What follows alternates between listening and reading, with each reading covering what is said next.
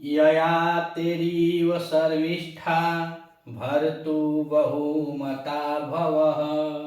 यया तेरीव शर्मिष्ठा भर्तु बहुमता भवः। सूतं त्वमपि साम्राज्यं सेवपुरुं वाप्ननुहि।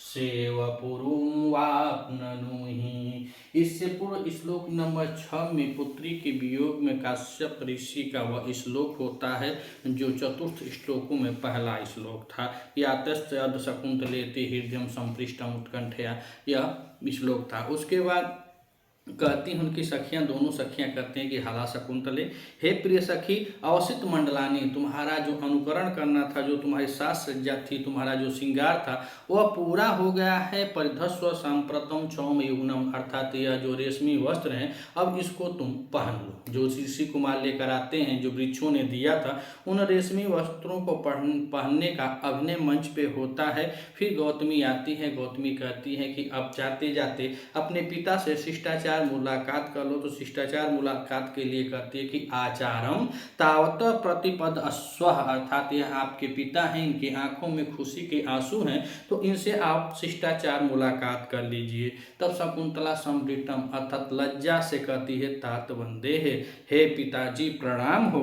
और पिताजी जब प्रणाम करती है शकुंतला, तब काश्यप आशीर्वाद देते हैं। आशीर्वाद देते हुए कहते हैं वश्य, हे पुत्री, शर्मिष्ठा शर्मिष्ठा ययाते यु, जैसे ययाति राजा की शर्मिष्ठा सबसे प्रिय पत्नी थी। और जो ययाति होते हैं वह चंद्रवंश के संस्थापक होते हैं। जो चंद्रवंश होता है उसके संस्थापक राजाओं में से एक होते हैं और उनकी दो पत्नियां होती है। बताया जाता है कि दानों के गुरु जो शुक्राचार्य होते हैं उनकी पुत्री देवयानी से इनका शादी होता है, अर्थात ययाति का। और जब देवयानी आती है ययाति के यहाँ, उनके साथ उनकी सेविका के रूप में वहाँ के जो राजा होते हैं, दानव राज जो राजा होते हैं, विश्वपर्वा की जो लड़की होती है शर्मिष्ठा, वो अभी आती है। और शर्मिष्ठा को देखकर यह राजा इतना मोहित होता है उसकी सुंदरता पर कि ययाति शर्मिष्ठा से गंधर्व विवाह कर लेते हैं। और जब शर्मिष्ठा से गंधर्व विवाह कर लेते हैं तो इनसे कुल देवयानी और शर्मिष्ठा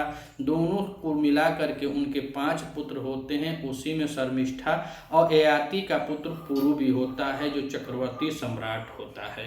तो यह बात जब देवयानी अर्थात शुक्राचार्य, दानों के गुरु शुक्राचार्य जान जाते हैं कि मेरी पुत्री के साथ राजा ने छल किया है, तो वह उनको श्राप दे देते हैं कि तुम जल्द से ही वृद्ध हो जाओ, बूढ़े हो जाओ। और उनकी वृद्धा अवस्था को बताया जाता है कि उनके पुत्र जो शर्मिष्ठा और ययाति से पैदा हुआ था, जो उसने उसको अपने ऊपर ले लिया था, ऐसा मिलता है।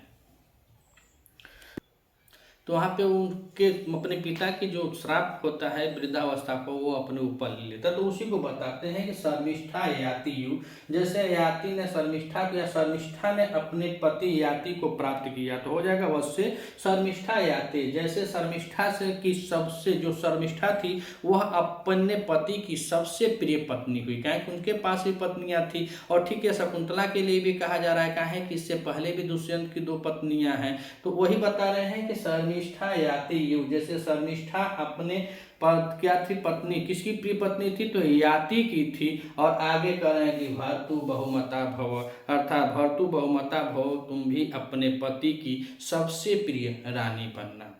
यहाँ पे हंसपदिका होती है दुष्यंत की, वासुमती होती हैं, 2 रानी पहले से होती हैं, तीसरी रानी के रूप में शकुंतला जाती हैं। तो शकुंतला के विषय में भी अगर बताया जाए तो शकुंतला तीसरी रानी होती हैं, इसीलिए वो आशीर्वाद देते हुए कहते हैं कि शर्मिष्ठा ययाति रिव, जैसे शर्मिष्ठा अपने पति ययाति की सबसे सुंदर पत्नी हुई, भर्तु बहुमता भव, और अपने पति के लिए अति प्रिय रानी बनी, उसी प्रकार तुम भी क्या बनना, अपने पति के लिए अति प्रिय रानी बनना। का है कि उनके पास भी पहले से 2 स्त्रियां अर्थात 2 पत्नियां हैं, वासुमती हैं और हंसपदिका हैं।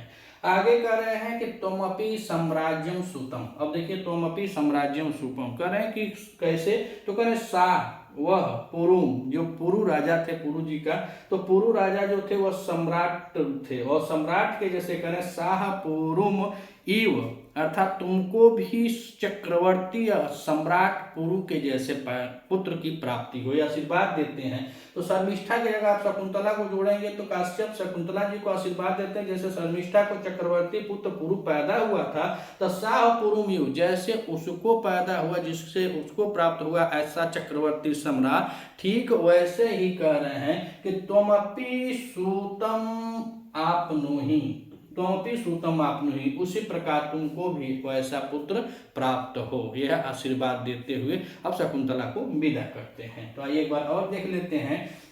या तेरीव शर्मिष्ठा भर्तु बहुमता भवः, सूतं त्वमपि साम्राज्यम सेवपुरुम आपनुहि। आपनुहि माने प्राप्त करना होता है, प्राप्त करना होता है कि प्राप्त करो। किससा?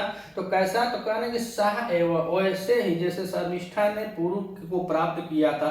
और पुरु कैसे हैं? तो कहने साम्राज्यम, साम्राज्य माने चक्रवर्ती सम्राट होता है, और चक्रवर्ती सम्राट वही होता है जो राजसी यज्ञ करवाता है, और राजसी यज्ञ करवाने का मतलब उसके अंडर में राजा लोग आते हैं, उसको चक्रवर्ती सम्राट कहा जाता है। तो कह रहे हैं कि शर्मिष्ठा जैसे अपने पति की सबसे प्रिय पत्नी हुई, भर्तु बहुमता भव, वैसे तुम भी अपने पति की सबसे प्रिय पत्नी बनना। और कह रहे हैं कि साह एवं पुरु साम्राज्यम, जैसे वह पुरु जैसे चक्रवर्ती सम्राट को प्राप्त करती है वैसे ही सूतम आपनुहि, वैसे त्वम अपि सूतम आपनुहि, वैसे तुम भी एक चक्रवर्ती पुत्र को प्राप्त करो। ऐसा वह कहती हैं, तब वह बता रही हैं। उसके बाद गौतमी जी कह रहे हैं कि हे महाराज, यह क्या है भगवान, वर खल्वे सुनासी, अर्थात यह आपका वर है कि आशीर्वाद है? आशीर्वाद नहीं है, यह आपका वरदान है। ऐसा कह के महाराज जो कश्यप होते हैं, उनका काड़ ऋषि होते हैं, वो अपनी पुत्री को आशीर्वाद देते हुए समझिए कि एक वर दिए, एक वरदान देते हैं, ऐसा यहाँ पे बतलाया गया है। अगर आप इस चैनल पे नए हैं तो चैनल को सब्सक्राइब कीजिएगा, वीडियो अगर आपको अच्छी लगे तो अधिक से अधिक शेयर कीजिएगा। मिलते हैं अगले वीडियो में, तब तक के लिए नमस्कार।